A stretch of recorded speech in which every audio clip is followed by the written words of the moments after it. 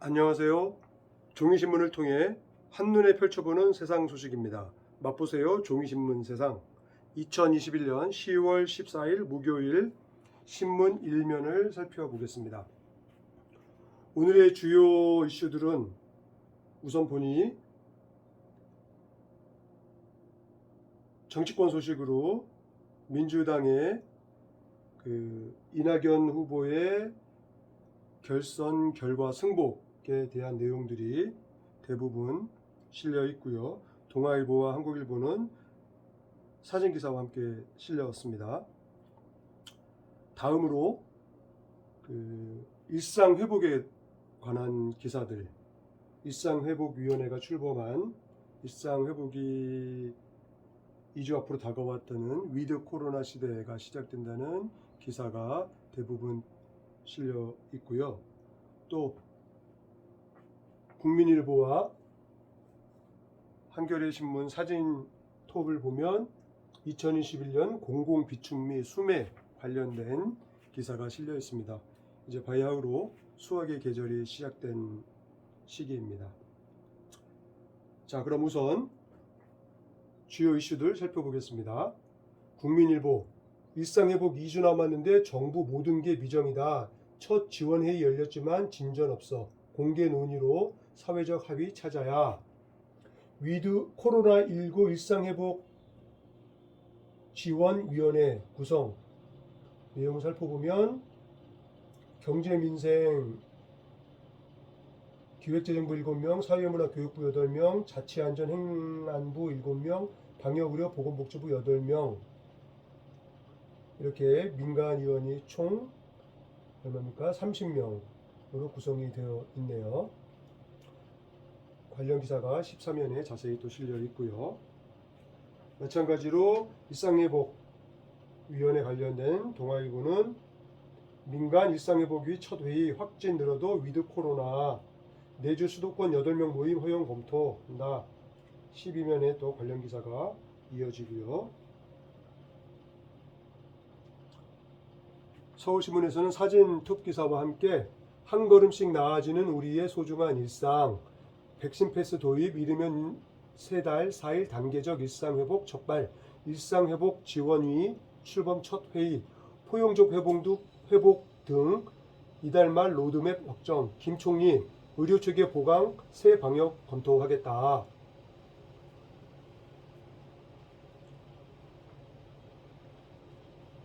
조선일보 1면에는 일상회복위원회 관련된 기사가 없고요. 중앙일보에서는 사진 톱 기사와 함께 일상회복위 첫 회의 김부겸 백신 패스 포함 새 방역 검토하겠다 하고 담았고요. 한겨레는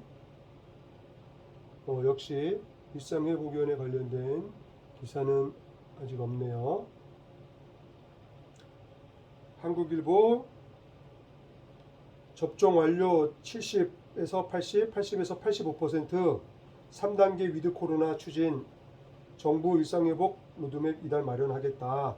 관련 기사가 신면에 계속 이어진다고 하고요. 매일경제와 한국경제, 매일경제는 코로나에도 제조업 날았다. 이건 다른 기사네요. 다시 소개하겠습니다.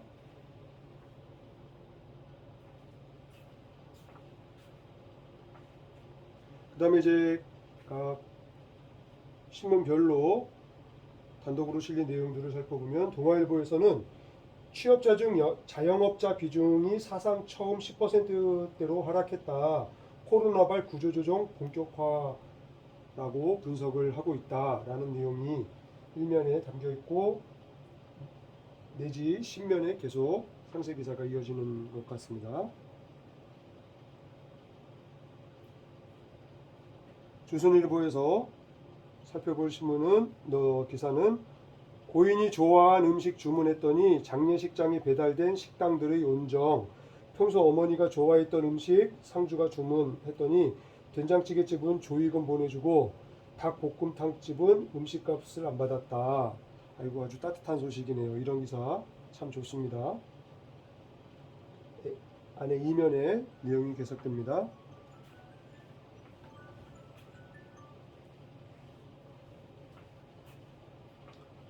한겨레 두 기사를 살펴보겠는데요.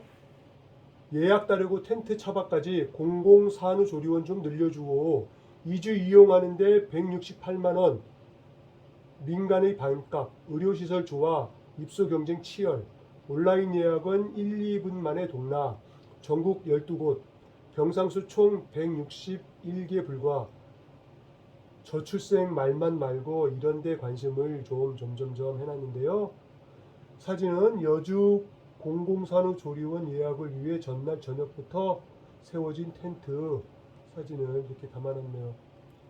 언젠가는 유치원 입학을 위해서 부모들이 밤샘 대기를 했다고 그러는데 이제 공공산후조리원을 가기 위해서 저렇게 밤샘 대기를 해야 되는 현실이네요. 이런 곳에 좀 관심을 좀 가져야 될 것 같습니다. 다음으로 일 군비 증강 예고 45년 만에 GDP 1%를 깬다. 자민당 중의원 선거 공약 발표 방위비 GDP 2%로 증액 목표. 일본이 또 이렇게 군비를 증강한다는 기사네요. 우리가 예의주시해야 될 점 같습니다. 안내 기사로 그 8면에 실린 기사라는데요. 한국은행 고위직 100% 금융권 재취업.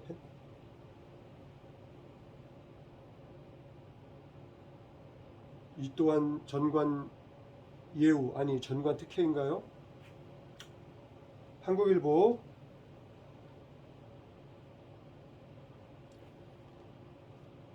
대한민국 지속 가능 솔루션이라는 제목으로 외교편으로 한반도 평화 프로세스 돌파구는 북미 대화 조만간 제재하긴 힘든 상황, 북 제2베트남 같은 새 담론 만들어 포지티브 의제로 바꿔야 미도 움직인다.